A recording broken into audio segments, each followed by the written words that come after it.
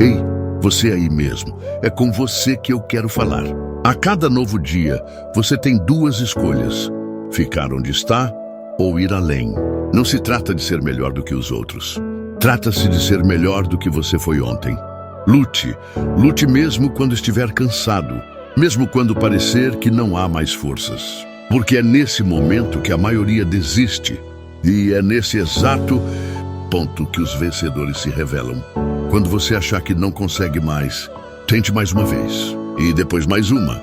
Cada gota de suor, cada esforço silencioso, cada hora dedicada, tudo isso se transforma. Se transforma em técnica, em confiança, em resultado.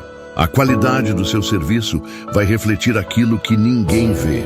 Sua disciplina, sua garra, sua persistência. Então pare de se comparar com o mundo lá fora. Seja competitivo com você mesmo.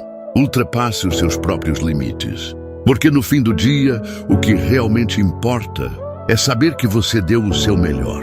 E amanhã,